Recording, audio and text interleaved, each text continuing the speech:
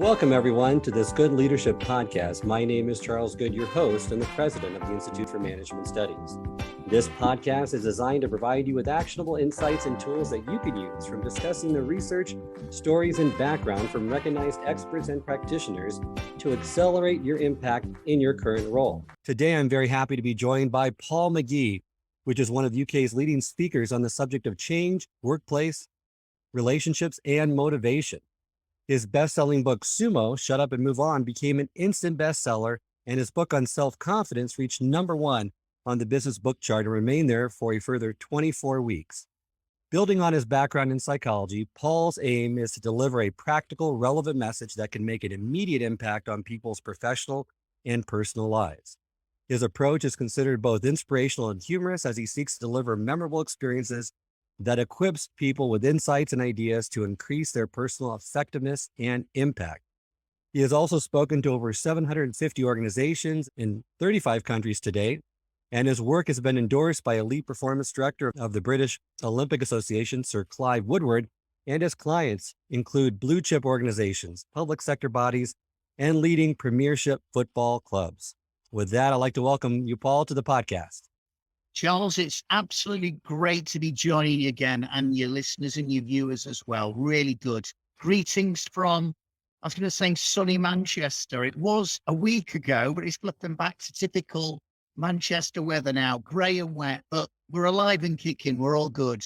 Well, that's great. And thank you so much for joining me today. And I love to make the topic of this episode one of those great books that you wrote on straight talking and communicating and how to speak so people really listen, because I think that's needed now more than ever in this day and age by leaders. And having a straight talking guy like yourself and telling us how to communicate with greater impact, to me, is a really relevant topic for us to discuss. Yeah, no, I'm absolutely delighted. It's interesting when I'm doing my masterclasses and when I've done them with IMS, I often say people may have been to like a karaoke bar and maybe sung a song or watched one of their friends or work colleagues do it. But I then ask this question: is it fair to say that knowing the words to a song does not make you a great singer? And likewise, being an expert in your topic doesn't automatically make you a great communicator. The world is full of experts who sadly don't always know how to communicate their message well. I agree with you completely. Let's get into some of those sins that you have 7 sins in that book that really a lot of leaders, even well-versed leaders, make. And we aren't going to have time to unpack all 7, but I'd like to get through a few and go a little bit deeper in those just to give our listeners some insight into those. And the first sin is failing to make your message sticky or memorable, which everyone wants their message and communication to be more memorable, but they don't know really how to do that.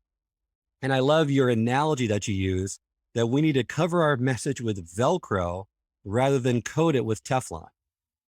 Yeah, absolutely. I remember one of my team went to see a high profile former athlete give a talk. And I was really keen, he was high profile. The company had spent a lot of money hiring him, and Vicky, my colleague, got a chance to see him. I saw her a week later and I said, "Vicky, what was he like?" And her first answer was, "Oh, he was gorgeous." I went, "Yeah, okay, fine. But what was his key message?" And she went, "Oh, now you're asking me." And there was this sense in which, a company might be paying for, a lot of money for a speaker. And actually, well, what was the real takeaway? Apart from having the name, the credibility of, oh, we had this celebrity speaker or this full of footballer or athlete or Olympian or mountaineer, great. But did you take anything away? And I think for sometimes it's in one ear and out the other. I mean, I'm known as the sumo guy, and people go, "Sumo, you don't look like a sumo to me." No, but I'm not a celebrity, and I've tried to think, well, how do I get people's attention? And so, as you've said, SUMO can stand for shut up, move on. It's provocative, but people might not remember my name is Paul McGee, but boy, do they remember the sumo guy. And I think there's a lot of things in my book and in the seminars I've done for IMS where I'm just saying to people, let's create pictures in people's minds. Let's tell stories stick. Let's use images and less actual text on our slides. There's just a lot for people to not just think about what am I going to say, but how am I going to say it in a way that is remembered? And I don't want to make a political comment here, but I do want to use an example, an American example, which here's what I say to the people in the UK. I'll go, in the 2016 presidential election in the United States, what was Donald Trump's, motto or mantra? And then I say, what was Hillary Clinton's? Now, it's not a judgment on either of those two personalities, but 90% of my British audience will say Donald Trump said, let's make America great again. And hardly anyone ever remembers what Hillary Clinton's was. Now, the fact is, you might not agree with somebody, you might not even share their values or their vision, but some people have an ability to communicate a message that's sticky and memorable, and other people whose views you might agree with more, perhaps, but perhaps they haven't tapped into what am I doing to make what I say sticky and memorable. I love that. And getting back to what you said about the sumo guy, that brings a picture to your mind that gets remembered. It immediately gets their attention. It conjures up this visual image of a sumo wrestler that even though you're not in that white thong, right? And bouncing around the Well, you can only see it up. You can only see me up to the waist. If I was to stand up, you'd have to have adult only put as a banner across the YouTube clip. I love that. I love that. And that's why it's so important to have that message that's sticky, that to bring that visual to mind. Because you're right, your name doesn't conjure up something that's sticky or memorable, but by developing that visual image as the sumo guy, now people remember you. Now they have this visual image in their mind that they stick to. Now, I've heard this saying from other people that, which you kind of challenge this notion, that people are not going to remember what you say. They're going to remember how you make them feel, which I agree with. But you say, why can't it be both, right? 100%. I mean, it was Maya Angelou who came up with that phrase, who said, people always remember what you said, they always remember what you did, but they will remember how you make them feel. And that is true. But as you say, but why can't we just go, well, you're not going to remember any of this, but I'll make you feel good. So I have these postcards with 7 questions to help you sumo. And they are a takeaway that people have when they've heard me speak. So it's almost like a reinforcement, a reminder. And again, not being able to see this clearly, but they're all cartoons with certain questions. They're very visual and memorable. People stick them up on their fridges, on their office wall. And it's all my attempt to just kind of like communicate in a way that kind of like people remember things. It's like one of my props, because I have this concept I talk about in my Sumo principles of leadership, of hippo time is okay. What are hippos do in mud? They wallow. And that kind of sense, it is okay to not always feel okay. So I actually say to people, look, you don't, and obviously this is a more visual and more relevant message now with masks, but I say you don't always have to pretend to put the happy face on. Sometimes you have to. You've got to show up and put your game face on. But find 1 or 2 people where you can be really honest about how you feel. Now, some people might go, well, that's a bit of a stupid idea, but you know what? People start to think about the mask, if you like, and obviously it's a relevant metaphor as well. So I'm constantly thinking, how do I, and to make it sticky, I think we remember the simple. So I don't want to make this abstract. I want to make it simple and accessible for people. That's crucial to communication.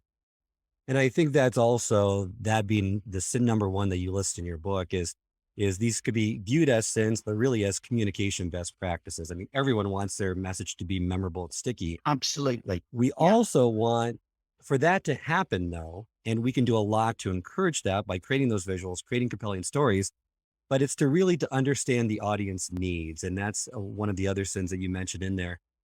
Not many educators, not many speakers really take that into account enough, I believe. So, they don't know where their audience is and what their needs are. So it's like, and I love your analogy once again, because analogies paint these pictures in your mind that are great. It's like throwing a fire extinguisher to a drowning man and hoping it's going to help, right? It's not, because even if that message is memorable and sticky, but you don't know who you're talking to, it's going to have very little impact. It's very much about making your message relevant. And I think, again, what can happen with communicators, presenters, whether it's to one person or they're communicating to many, is they become obsessed with what am I going to say? I'm saying, well, that's important, but who am I saying it to? What are their needs? What are their issues? What are their challenges? I want to scratch where people itch. And when I've done IMS seminars in the past, and we've had these day events with people, and I know you're now flexible on how you run these events and do it virtually as well. But when I get that opportunity, I want to say, okay, for today to have gone well for you, what do you want to get from this session? And I try and get as much feedback as I can from people so that they begin to think of, in a sense, well, begin with the end in mind. What do I want to achieve? Now, when they flag that up, I'm in a position to, although I know what my content's going to be, but I can tailor it a bit more. I can emphasize things a bit more. I'm just constantly thinking, what are people's issues? When people brief me when I speak at a conference, of course I need to know about the timings, but I'm saying, what are your audience's challenges? What is going to really help them? And they'll go, well, there's some issues around their well-being and their resilience. And, some have been around a long time and are resistant to change. And I'm going, okay, this is great. This is helping me.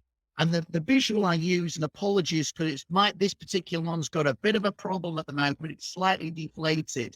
But I talk about the beach ball. Now, the thing is, you're looking at this beach ball and you're seeing the three colors, red, yellow, and orange. That's the audience's needs perspective. But I'm not seeing red, yellow, and orange. I'm actually seeing three very different colors, blue, white, and green.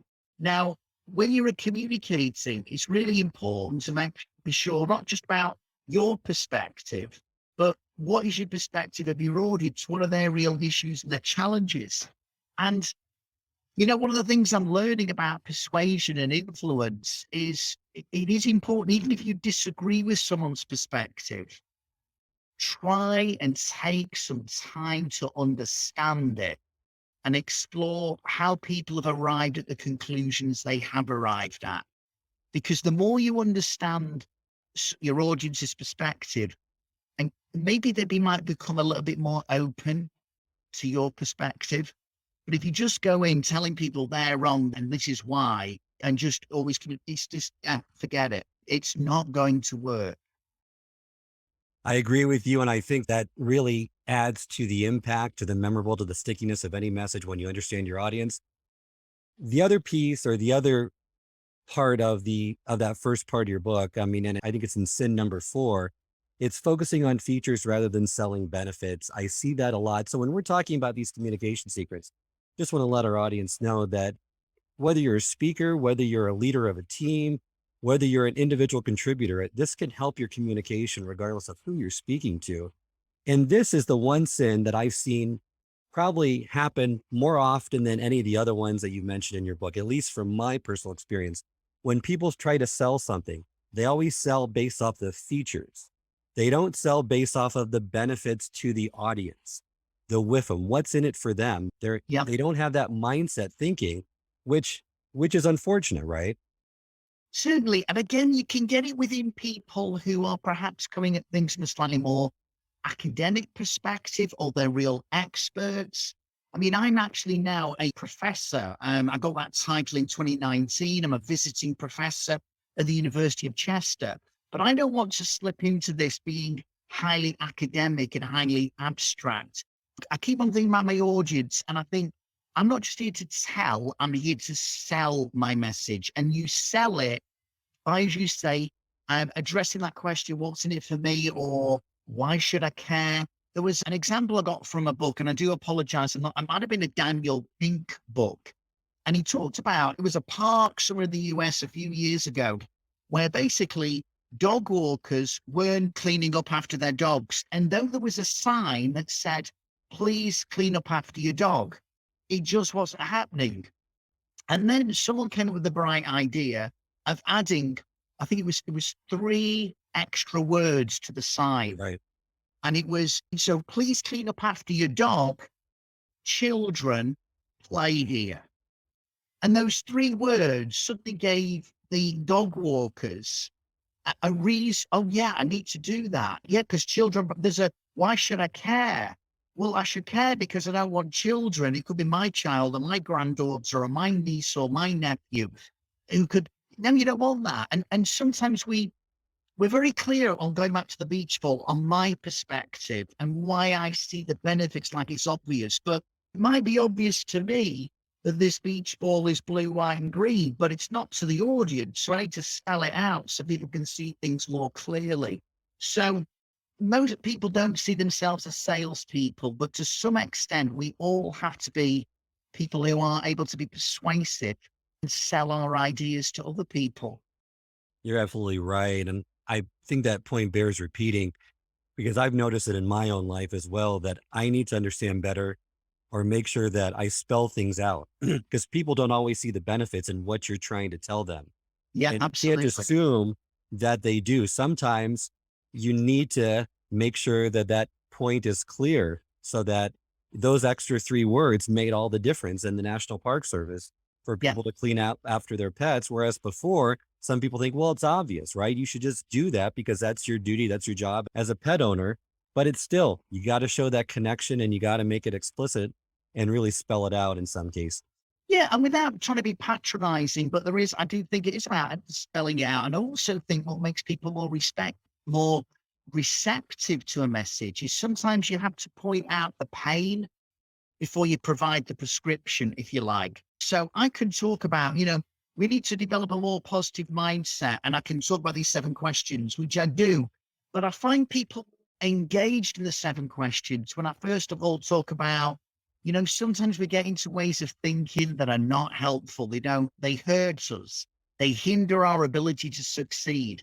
And I unpack, it might be, you listen too much to your inner critic rather than listen to your inner coach, or you end up wearing like a victim t-shirt and you're a bit of a martyr. And I say, well, let's just think if we get to that way of thinking, this is not going to help us thrive and flourish.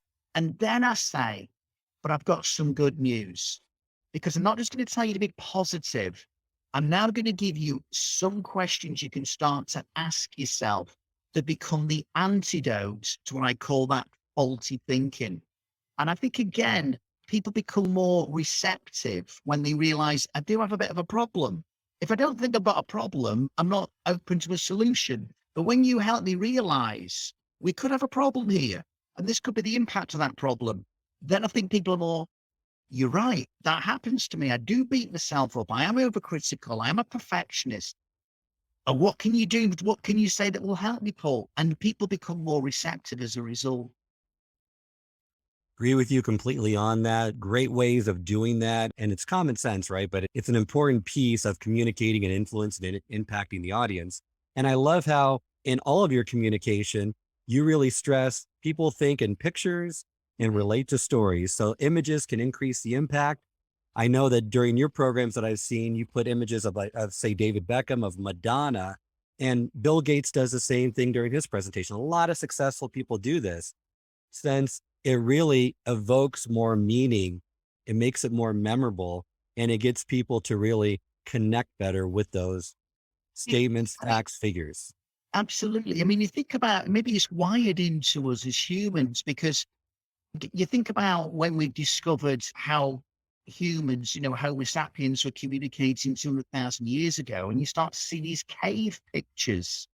And you think, yeah, and then what did we do as language evolved? We told stories. So there are things to learn from our ancestors. And we've just decided we need to just give you lots of bullet points and text on and some of the text is that small because you want to fit it all on one slide. And I'm like going, you're here to connect with your audience, not conduct a side test. This is not, an optician's convention. And sometimes, like you say, I mean, it's an old phrase, but it's true. A picture can paint 1,000 words, and it can do. And that's great. I love for us to kind of go through ways in which you can incorporate or someone could incorporate more stories into what they're trying to state. Now, this doesn't have to be for a presentation or for a speech. It could be just in the way that you're communicating, maybe with your children, maybe with a team member, whatever the case may be. Stories are relevant to the audience. They're easily remembered. They're packed with emotion. You go through how it really connects and uses your whole brain because you're painting a picture in someone's mind. You're using their emotions, you're using all five senses. And there's different ways to do it. So you don't always have to say, let me tell you a story, right? Exactly. And because sometimes people think, well, I'm in business. I'm not here to, and you're not, when I say story, you're not saying once upon a time in a world far away. But in my book, How to Speak to People Really Listen, one of the chapters is called Lessons from JC, Joe, and the Greek Guy. And again, that's partly as a chapter heading. It's like Lessons from JC, Joe, and the Greek Guy. What's this about? It draws you in. And JC represents that those initials are Jesus Christ. Joe is actually the first name of J.K. Rowling. She's known by initials, but actually actually her real name is Joanne, but she's often referred to as Joe. And the Greek guy was Aesop, who did his fables. And if you were to use, and I appreciate, again, people may have different faiths or no faith at all, but if you were just to use that example of the Jewish rabbi from 2,000 years ago, and he's asked the question, who is my neighbor? He doesn't get a Brooklyn map out and draw some circles. He doesn't bring some philosophical abstract idea. He said, there was a guy walking down the road and he gets beaten up. And then this person passes him by, and then that person passes him by. And then a Samaritan cares for him. Now, Jesus knew his audience were very anti-Samaritan. Samaria was an area and they didn't get on with the Jews. So he said something controversial. It's memorable, but well, who was this man who got beaten up on the Jericho road? Who was his neighbor? And it's like, it's provocative. It gets your attention. The Harry Potter book, which the link to where I'm based, which is near Manchester, is the idea for that book came to J.K. Rowling on a delayed train from Manchester to London. And, she'd worked as a secretary at Amnesty International, and she was a single parent. But she came up with an idea, and that book sold probably about 500 million copies worldwide. So I constantly think we need to think about saying, you might even start off by going, I just put the phone down on a conversation I had with a customer. Folks, I need to tell you what that customer said about their experience being with us, or I remember my first day leading a team and I was nervous, and you just lead people in. You see, what's interesting, Charles, is when we're having a cup of coffee or having lunch with someone or a drink with friends or a meal, we're full of stories. Hey, you'll never guess what happened to me today. And then when we stand up and do a presentation, we leave our stories as if they're not relevant. And it's, facts tell, stories sell. Now, to emphasize, you need both. We need to communicate with facts and with logic and with reason. It's not one or the other, it's both. But in my experience, a lot of people rely on the facts and think that stories are for children. Stories are for everyone. I couldn't agree with you more. I think that's so relevant and important to today's culture, to leader effectiveness. How do we build a storytelling culture? Because I know that with B2B sales, B2C sales, but really with B2B, they don't think in terms of stories. They don't try to connect it on an individual level very often. When they do, I think it's very effective. I've seen it personally, I've seen it professionally, I've seen it with colleagues, that when they use stories, when they're able to connect emotionally, take the customer through a journey. I love one quote that I had from another IMS educator saying, you don't retell a story, you relive a story. So Yeah. you put them in the scene and make them connect, but it's so hard to get in that mindset, right? Are there any tips or tools that you've had or that you've noticed that would help our listeners to say, okay, here's how you build the storytelling culture. Here's how you start this process. I think one for some leaders is, first of all, just to model it a bit more as an example.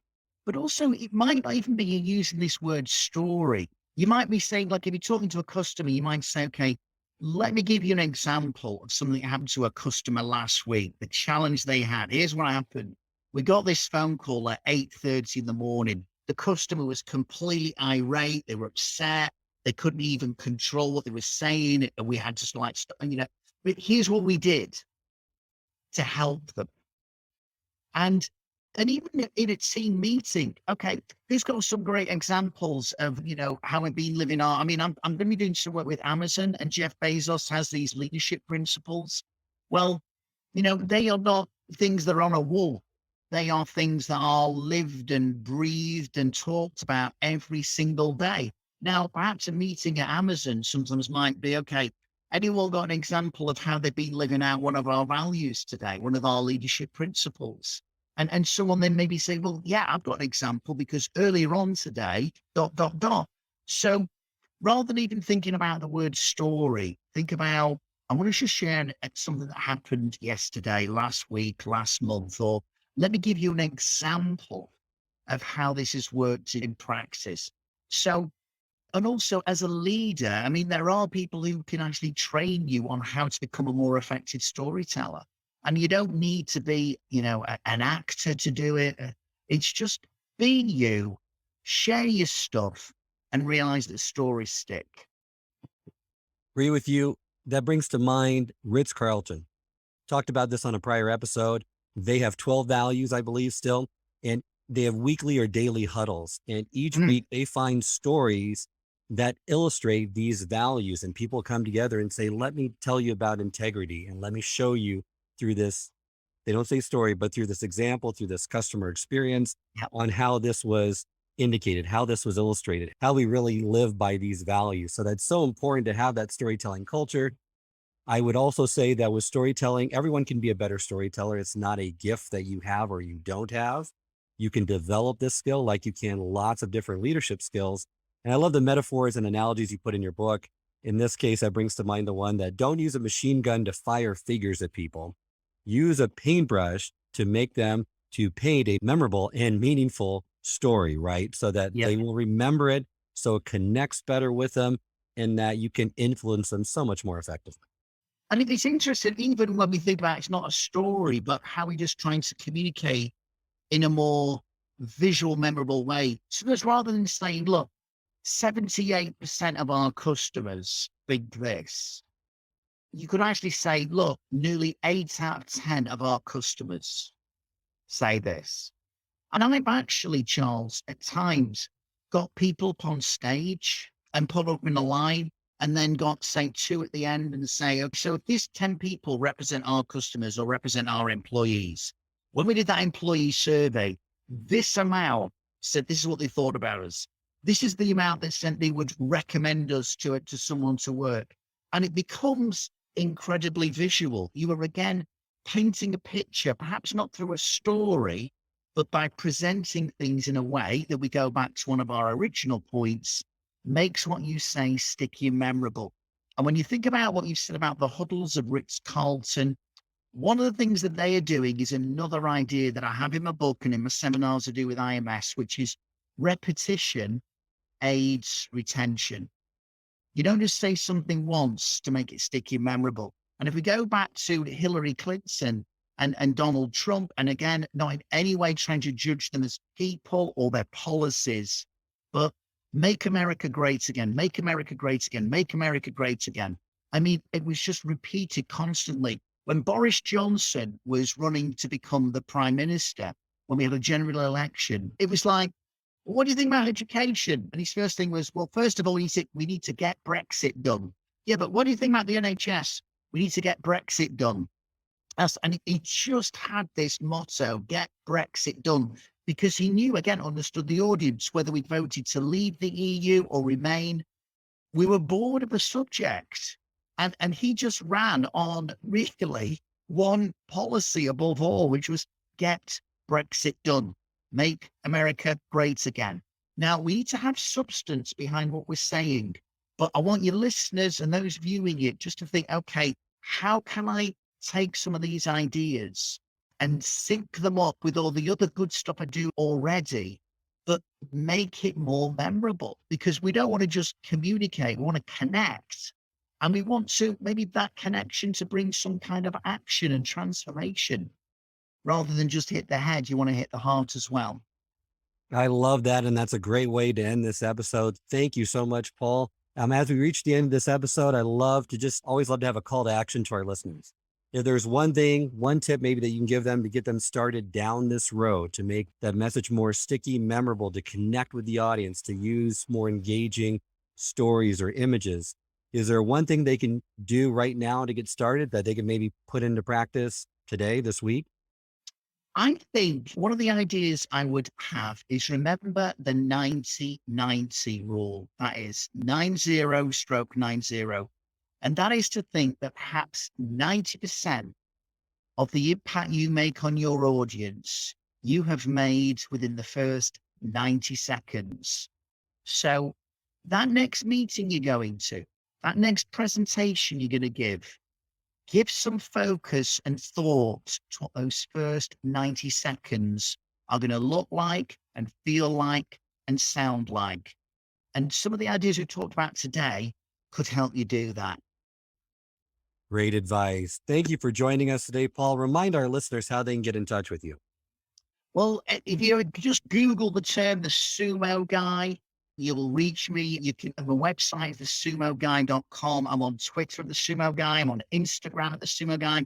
And I've just launched in trying to connect with perhaps a younger audience who not as familiar with. I've got onto TikTok and I'm at the Sumo Guy. So wherever you go, the Sumo Guy will be somewhere near you. Thank you, Paul, for a great episode today and sharing valuable insights and tools and techniques with our listeners. My absolute pleasure, Charles. Thank you. If you enjoyed this episode, I encourage you to share with others and post about it on social media. You can also go to our YouTube channel, which has video recordings of all the episodes of this podcast, along with bite-sized segments called single servings that are designed to answer your most pressing leadership and management questions. Remember, until next time, it's not what you know that counts, but what you do consistently that makes a difference.